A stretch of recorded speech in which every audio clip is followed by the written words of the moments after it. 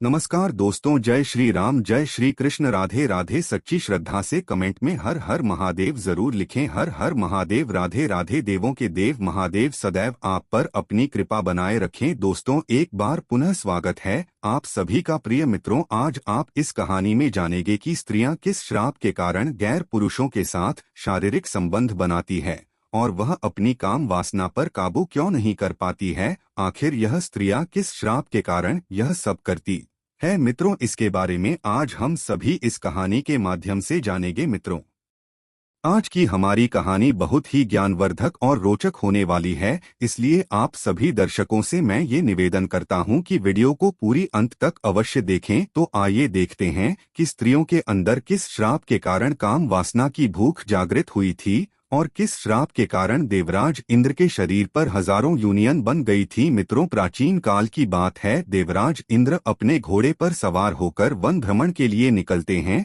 अर्थात जंगल में घूमने के लिए निकलते हैं। और जैसे ही देवराज इंद्र अपने घोड़े को लेकर घूम रहे होते हैं तो उन्हें उस वन के अंदर एक कुटिया दिखाई देती है। और जब वो ध्यान से देखते हैं तो उस कुटिया के अंदर एक बहुत ही सुंदर स्त्री दिखाई देती है। और प्रिय मित्रों, जैसे ही देवराज इंद्र को वो सुंदर स्त्री दिखाई पड़ती है तो देवराज इंद्र उस सुंदर स्त्री को देखकर मंत्रमुग्ध हो जाते और मन ही मन उससे प्रेम कर बैठते हैं। मित्रों, उस सुंदर स्त्री को देखकर देवराज इंद्र इस कदर उसके प्यार में खो जाते हैं कि वो अपना धर्म भी भूल जाते हैं और उसे जी जान से प्रेम करने लगते हैं। प्रिय मित्रों, उस समय देवराज इंद्र को ये पता नहीं था कि जिस स्त्री से वह प्रेम कर रहे हैं वो स्त्री तो महान तेजस्वी गौतम आशी की पत्नी है। प्रिय मित्रों, उस दिन तो देवराज इंद्र गौतम आशी की पत्नी को दूर से ही देखकर चले जाते हैं, परंतु इंद्रलोक में पहुंचने के बाद देवराज इंद्र का मन बेचैन हो जाता है और हर समय उसी स्त्री के बारे में सोचने लगते हैं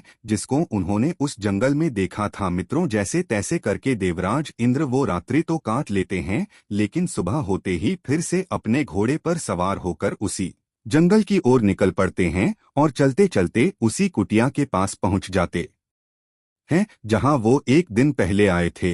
और उस कुटिया के पास पहुंचकर गौतम आशिक की पत्नी अहिल्या को जी भरकर निहारने लगते हैं। लेकिन मित्रों, इस बात का पता ना तो गौतम आशिक की पत्नी अहिल्या को होता है और ना ही गौतम ऋषि को होता है कि देवराज इंद्र उन्हें छुप छुप कर देख रहे हैं। गौतम राशि की गिनती महाराशियों में आती है। वह बहुत ही महान और तेजस्वी संत थे। ये अपने धर्म और कर्म का पालन करते हुए अपना जीवन निर्माण कर रहे थे। वो प्रतिदिन ब्रह्म मुहूर्त में उठते और प्रतिदिन गंगा स्नान के लिए जाया करते थे और उसके बाद भगवान की भक्ति में लीन हो जाया करते थे। मित्रों, देवराज इंद्र ने ये सारी गतिविधियां छुप छुप कर देख ली थी, इसलिए उन्होंने इसी बात का लाभ उठाया था। प्रिय मित्रों, अब तो देवराज इंद्र गौतम राशि की पत्नी अहिल्या के प्यार में इस कदर दीवाने हो गए थे कि उनका मन इंद्रलोक में बिल्कुल भी नहीं लगता था। अब तो वो प्रतिदिन उस कुटिया के आसपास आते और छुप छुप कर गौतम ऋषि की पत्नी अहिल्या को निहारते और वो अपने मन में विचार करने लगे कि आखिर इस स्त्री को मैं किस प्रकार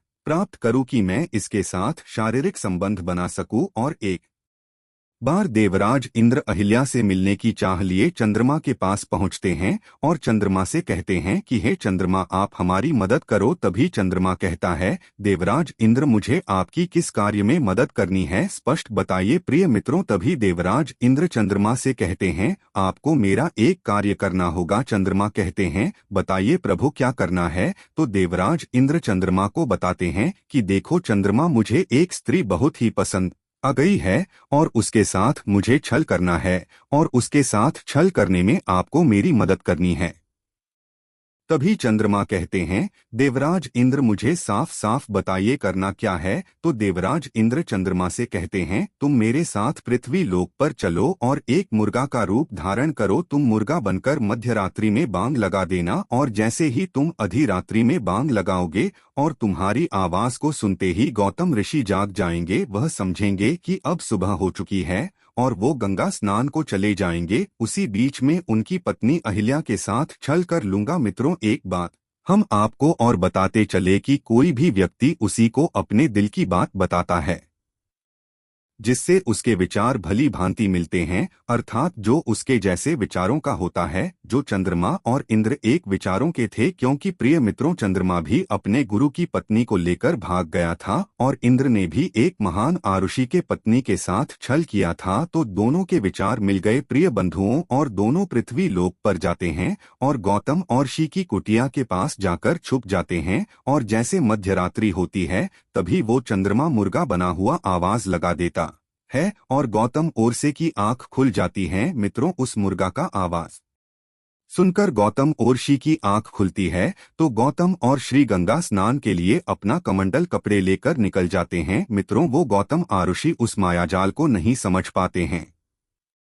वो ये नहीं समझ पाते हैं कि ये एक माया है। अब मित्रों, वो गौतम ऋषि झूठे सवेरे को देखकर गंगा स्नान को चले जाते हैं और उसी समय प्रिय मित्रों देवराज इंद्र गौतम ऋषि का भेष बनाते हैं और अहिल्या से छल करने के लिए उनकी कुटिया में घुस जाते हैं और अहिल्या के पास जाकर मीठी मीठी प्रेम की बातें करने लगते हैं। और मित्रों की बातें करते करते देवराज इंद्र अहिल्या को अपनी बाहों में जकड़ लेते हैं। और मित्रों, उधर क्या होता है, जब गौतम आशिक गंगा किनारे गंगा स्नान को पहुंचते हैं तो उस समय ना तो उन्हें किसी पशु पक्षी व अन्य जीव की आवाज सुनाई देती है और ना ही कोई गंगा स्नान करते हुए दिखाई देता है, अर्थात उन्हें किसी भी प्रकार की कोई भी हलचल दिखाई नहीं देती है। तो मित्रों, इस बात को भली भांति समझ जाते हैं कि हो ना हो ये किसी की मायावी चाल है। प्रिय मित्रों, इस बात का उन्हें आभास हो जाता है कि अवश्य मेरे साथ छल हो रहा है। प्रिय मित्रों, अपने मन में यह विचार करने के बाद वो गौतम ऋषि वहां से तुरंत कुटिया की ओर दौड़ने लगते हैं।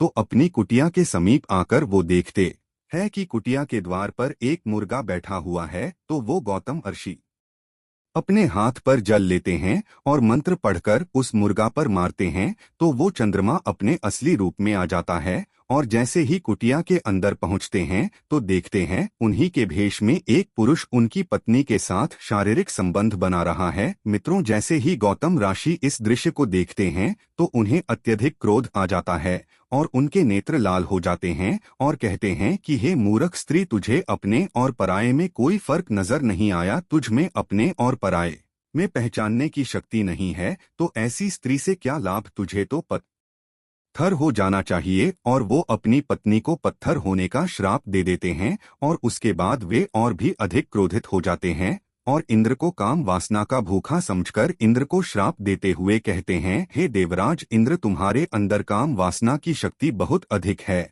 और तुम हर स्त्री पर आसक्त हो जाते हो, इसलिए मैं तुम्हें श्राप देता हूँ कि तुम्हारे शरीर पर हजारों यूनियन बन जाएंगे। मित्रों, जैसे ही यह श्राप गौतम राष्ट्रीय इंद्रदेव को देते हैं तो प्रिय मित्रों उसी समय देवराज इंद्र के शरीर पर हजारों यूनियन बन जाती है। मित्रों, ये सब को देखकर देवराज इंद्र गौतम आरुषि के चरणों में गिरकर क्षमा याचना करने लगते हैं और अपने द्वारा किए गए पाप की क्षमा मांगने लगते हैं। मित्रों, इंद्र के बार बार विनती करने के बाद गौतम आरुषि इंद्र से कहते हैं कि हे इंद्र, मैं अपने श्राप को वापस तो नहीं ले सकता और ना ही मेरे मुख से निकला हुआ श्राप झूठा हो सकता है, लेकिन मैं उसमें बदलाव अवश्य कर सकता हूँ। इसलिए देवराज इंद्र, जो तुम्हारे शरीर पर हजारों यूनिट बन गई है, ये यूनी आंखों में परिवर्तित हो जाएंगी, इनके जगहों पर हजारों आंखें बन जाएंगे। प्रिय मित्र, गौतम आशिक ऐसे कहते ही वो यूनी आंखों में परिवर्तित हो गई। और मित्रों, गौतम महर्षि ने जो अपनी पत्नी को पाषंड होने का श्राप दिया था तो गौतम महर्षि की पत्नी अहिल्या उनसे कहती हैं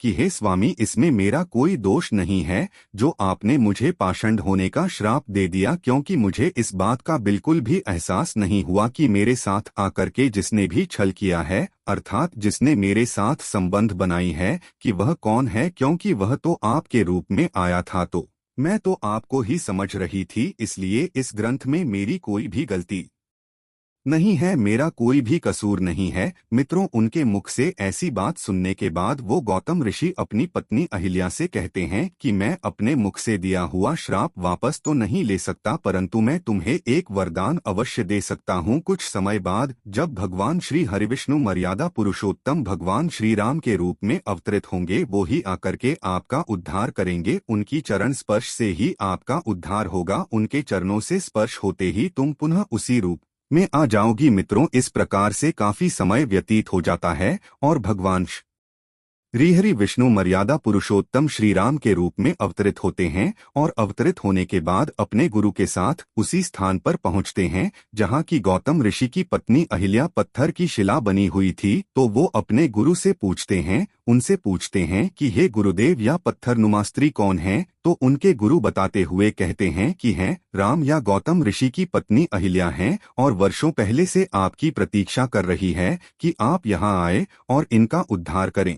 मर्यादा पुरुषोत्तम भगवान श्री राम अपने चरण उस शिला से छुआते हैं और वो शिला एक स्त्री के रूप में परिवर्तित हो जाती है, अर्थात अहिल्या का उद्धार हो जाता है। तो दोस्तों, यदि आपको यह वीडियो पसंद आई हो तो प्लीज आप हमारे चैनल को सब्सक्राइब अवश्य करें, वीडियो को लाइक करें और दोस्तों सच्ची श्रद्धा से कमेंट में जय श्री राम जरूर लिखें। धन्यवाद।